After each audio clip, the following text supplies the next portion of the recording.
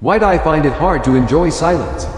There are moments when everything around you has finally quieted down, yet inside you begin to feel uneasy. Not because something is happening, but because nothing is happening. The moment silence appears, your hand reaches for something. A sound, a screen, a small task to do, as if without something to fill the space, you wouldn't know where to place yourself. I see this very often in many Asian adults. After a long day at work, you come home late, your body exhausted, your mind still tense. Dinner is done, everyone is busy with their own things. You sit down, thinking you're resting, but your hand has already picked up the phone. Not because you need it, but because silence makes you feel empty. At night, lying in bed, the lights are off, the room is quiet, yet inside you are not. You play another video, turn on a bit more sound, just so you don't have to face that quiet space. We have lived like this for a long time, used to enduring, used to pushing ourselves just to get through things, used to staying silent so we don't bother anyone.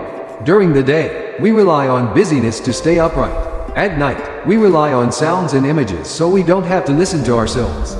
Often, the tiredness doesn't come from work itself, but from the fact that we have never truly rested on the inside. From a very down-to-earth Buddhist perspective, silence itself does not make us uncomfortable. What makes us uncomfortable is what rises up when silence is present. In that quiet space, we can hear our exhaustion, our sadness, our worries, things we have been holding down all day. We're afraid of bothering others, so we don't speak. Afraid of being judged, so we don't allow ourselves to be weak. Afraid of not being good enough, so we keep pushing. When there is no noise to cover them, those feelings become clearer, and we start to think silence is the enemy. In truth, silence is just a mirror. It doesn't create our tiredness, it only shows what is already there. But because we've lived in tension for so long, we no longer believe we can simply be still without doing something. Without proving anything, we think that if we're not busy, we're useless. If we stop, we'll fall behind. The Dharma doesn't force you to like silence. It doesn't tell you to turn everything off or abandon your habits.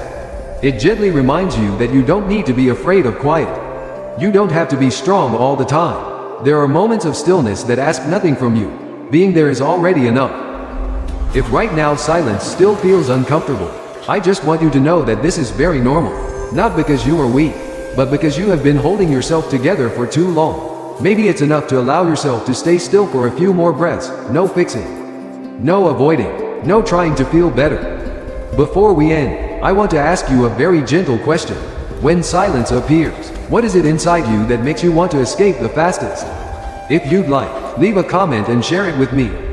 Namo Shakyamuni Buddha.